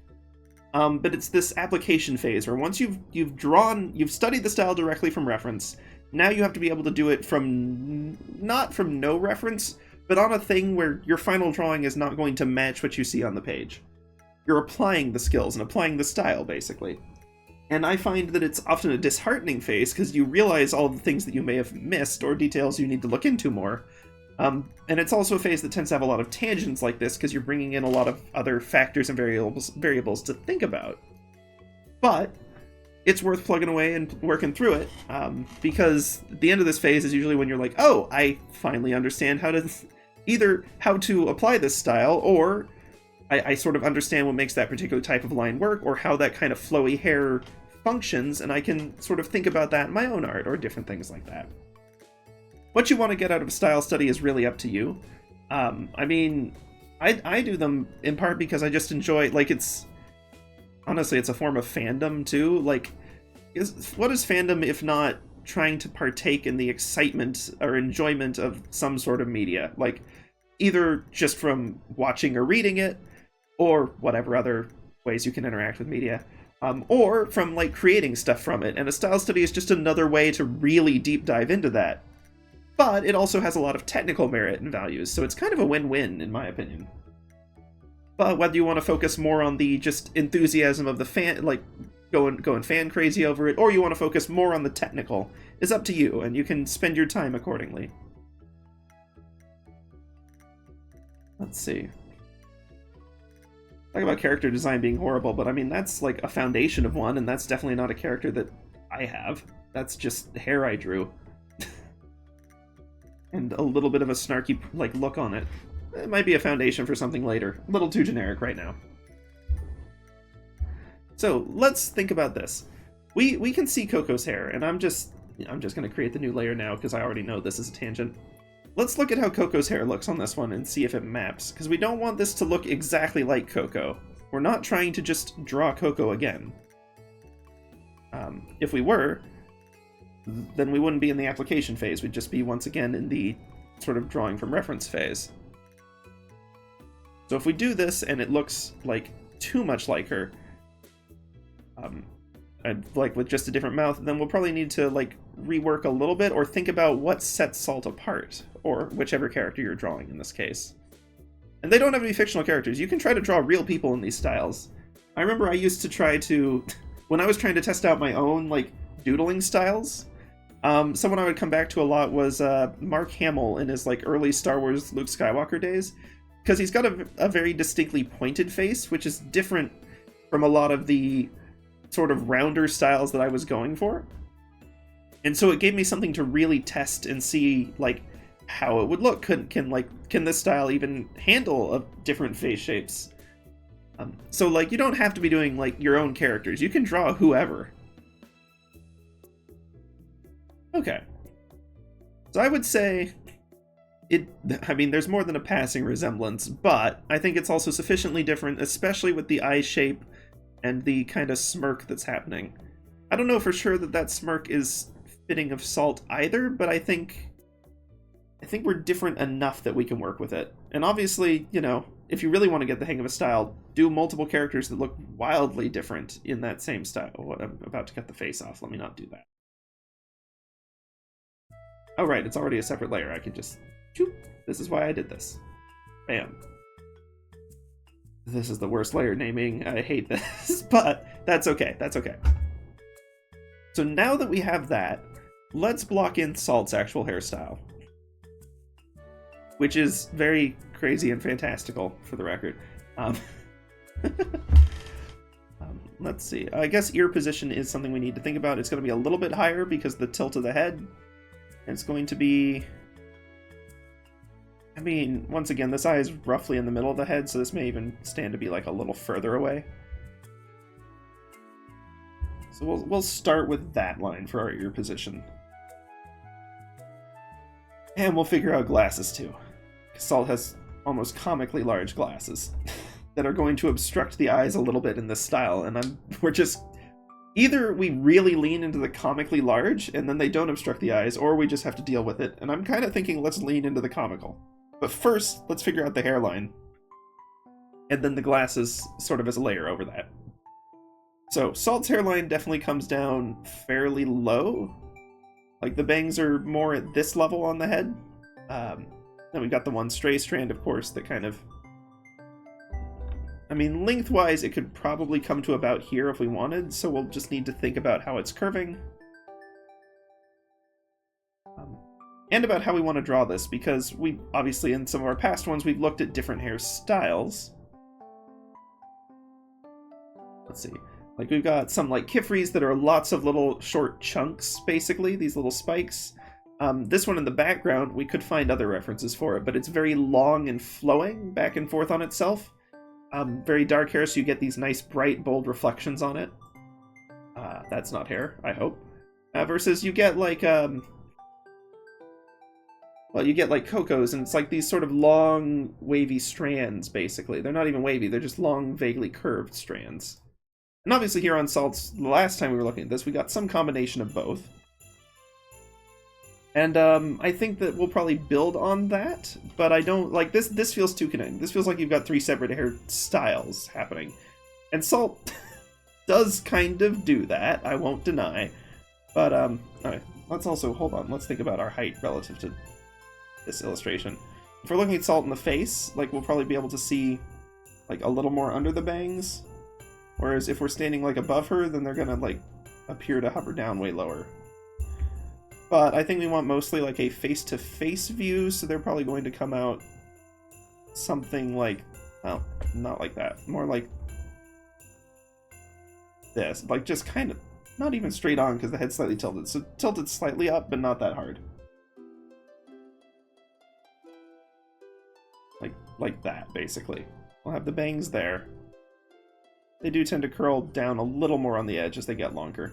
And you've got the one really long one, and then at the back of the head, or where it would connect to the neck, normally you start to get the spikes out. We get these. I'm just going to get one big shape for those right now. And you would normally, you know, have that. I'm going to simplify our placeholder for this strand of hair for the record. It's too detailed too early on. And as we've seen many, many, many times, that comes back to bite us. I'm going to just sort of triangle it. Because we know that this hair shape here does continue down a little bit along the neck, too. However, there is one more complicating factor on Salt, and that is, of course, the giant floppy hat. Let's see. And that's going to kind of arc, but the arc we define here needs to be consistent, and it needs to line up with the outer brim of the hat as well. Now, we do want it... I would say we want it to tilt up, basically with the apex of it roughly above the eyes. But we also need to think about the actual tilt of her head here. Because if it was just a flat view of the face, of course, then, yeah, you know, we could just have a nice little centered arc and be done with it. But this is still a slightly tilted face. The bangs actually need to account for that a little more, too. There we go. I've gone a little crazy with some of those. Yeesh. Alright. But that means that the apex of the hat, and actually the edge of the bangs is also going to be vanishing a little ways over that distance, but the sort of highest point on the hat, if it's right in the middle of her face, is going to be there, and if the hat matches the tilt of her head... I should clarify, there's kind of two axes of tilt. The front view tilt is basically the side to side, so you have, like, you know, got your face, and is the hat like this, or is it more like this? So, and then the other one, however, is the side view of the head, where we've got, like, ear or whatever, and that's, like, how much it's tilted on that axis, and Salt has a really crazy hat as far as that's concerned. So two different tilts. This sort of front axis tilt is what I'm trying to work out first. Where's the center of it over the head? And that's going to need to line up with the angle of the nose, so it's going to be slightly further away from us. And if you're not sure why I'm putting certain things closer or further away based on tilt, I do definitely recommend digging into perspective. It overlaps with proportions a lot, but perspective is a fun little puzzle all its own. And it's one I quite enjoy, actually. Because you don't necessarily need to get into the full maximum technical details of it. You can get a couple of key bullet points and really hit the ground running with it. Now you may want to get in the full technical details if you're doing like full scenes and you've got, or if you're really struggling with it, but like I find it's not, it has a nice tutorial basically. Like you don't, easy to learn, hard to master, as opposed to some of the other ones like anatomy, which is hard to learn, hard to master. Perspective is, I feel, a little more user-friendly to start with. There's lots of good guides for it that have been around for decades, lots of well-established teaching methods, all of that jazz. But let's see, the other thing on this one then is, now that we've got the center defined, which I really ought to define as more of a single point than an arc, because the arc is going to get confusing. Because we need to think about the tilt of it. And it's going to arc something like that, I suspect, around the head. Except as we get onto the side view, it's going to get steeper, because it is a really steep side view tilt. So that's going to be steeper, but on the front, it's going to arc basically just through that point, aligning... Basically, it would be a level arc, except that the face itself is slightly tilted, so the hat will be as well.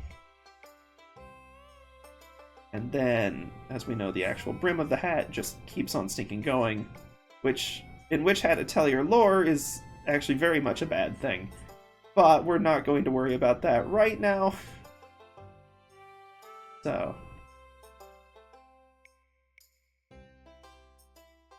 And this is definitely not in the style, that's just as a reference to have.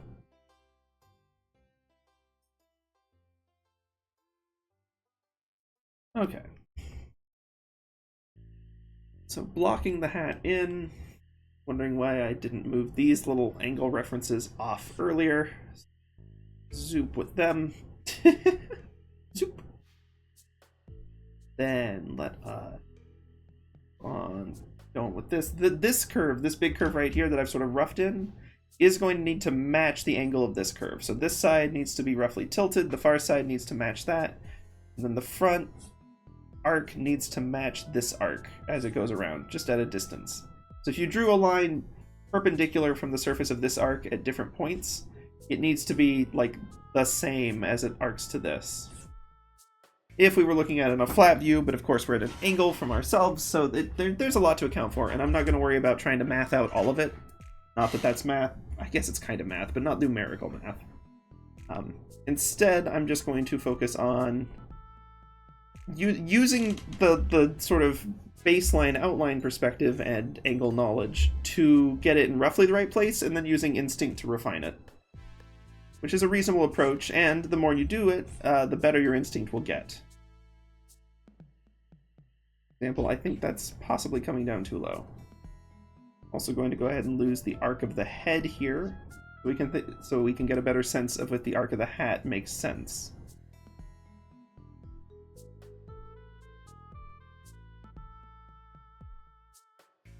Let's see, there will probably be a matching long hair on this side, which I see in our original reference page. It's a little funky how I've done that. I'm not sure why I've done it like that, but I have. So, yeah, the bangs actually probably also ought to follow this a little more. So they will curve up a little more. And then, let's see. And then I am gonna label this layer finally just as salt. And I'm going to make a separate one for glasses. Because I think what we're going to want to do is make the glasses comically large, so that they're not actually obscuring the eyes. And then we'll just have to sort of match them to the style a little bit, which is good because Witch Hat Atelier has Kifri, who is a wonderful reference for glasses.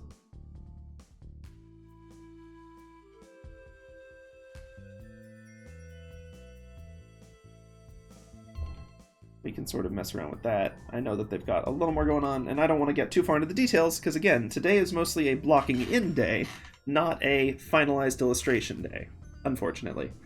The one downside of the way I do my YouTube thumbnails is if I have a stream where it's part 1 of 2 and I don't have a finished illustration by the end of it, it makes for a pretty bad thumbnail. This, for the record, absolutely plagued Mikola. Okay, let's see. The last thing I want to work on tonight, because we only have 5 minutes left, it has really flown by, actually. Today was basically the blocking in stream, and then next time, we've got the sense that the eyes, nose, and mouth positioning and style are roughly in line, but next time we really get to apply the style. Get to look more into the line work, look more into the, well, in this case, mostly line work, but the hatching and how that's applied, line quality and width and all of that, and we'll really get to have the fun, that's where it will really start to feel like it's matching the style more. This already feels like it's closer to the style than it is to our little salt reference here. I've grabbed the overlay. Here, ref, there we go.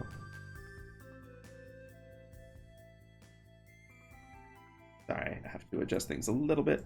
But yeah, we've got this one, or we can look at this one, and it definitely feels like it's somewhere between those two worlds right now. But it's definitely got more definition, more of the style that matches this, and that's what we're going for. But next time, we will definitely dig further into the stylization of the line work, and not just stylization of the proportions and shapes and features. The last thing I really want to do before we do that is pupils and irises.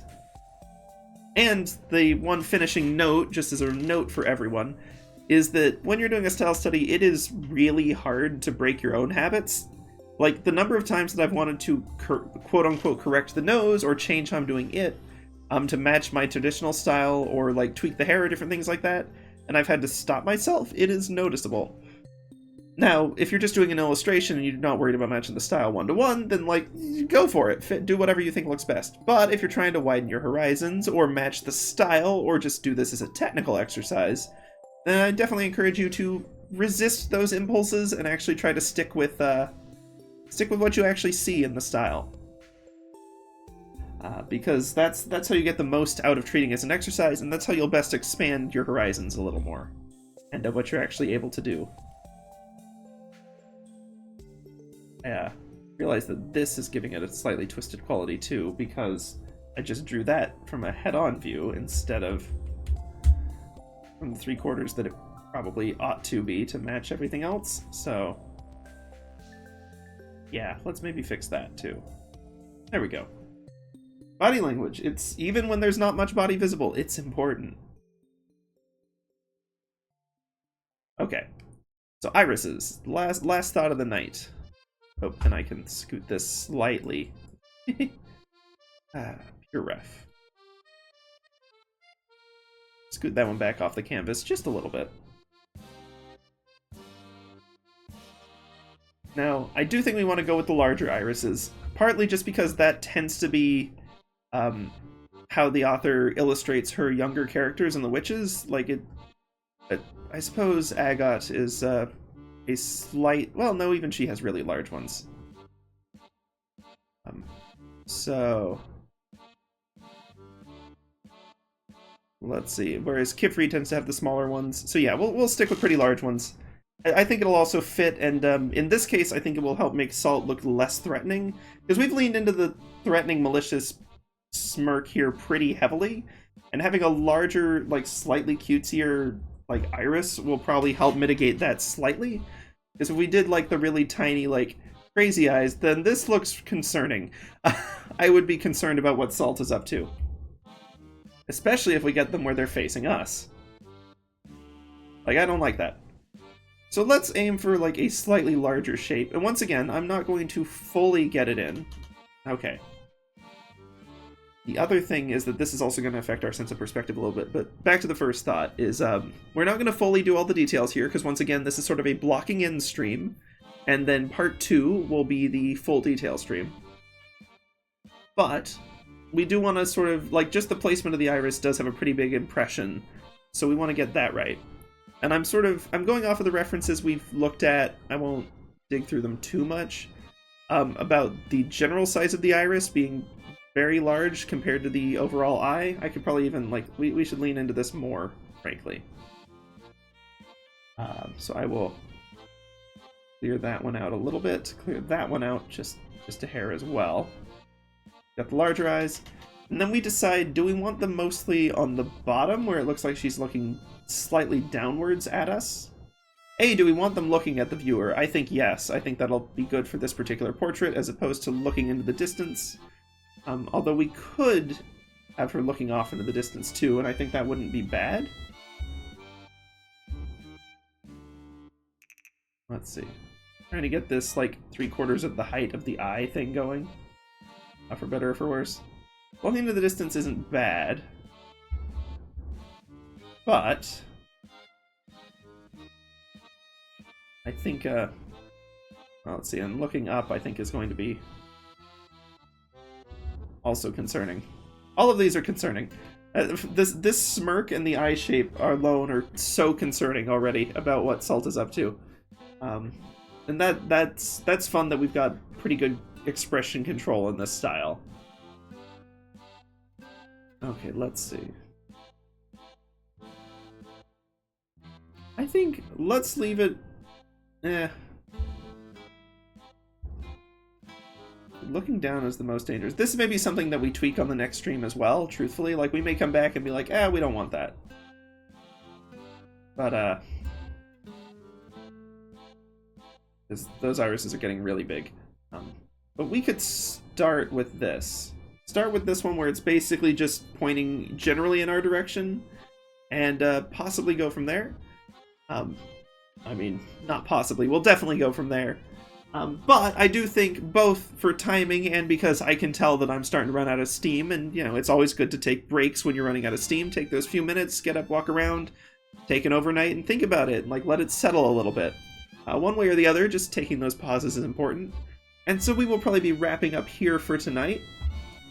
We've got this fun foundation for an illustration that I'm confident is gonna... I think we're actually on a good track. Obviously, it does not match the style as much as these other ones because we're at the halfway point. We've really only outlined where stuff will land.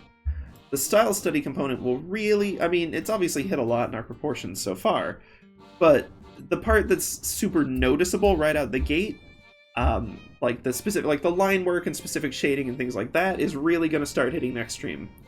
So I hope y'all are able to catch me then, or if you're watching the VODs, just click onto the next one. They'll be in a playlist. Otherwise, I will see y'all next time. So, whether it is morning, afternoon, evening, or night for you, whenever it might be, I hope that you're having a good one, and I will see y'all on the flip side. Thank y'all for dropping by.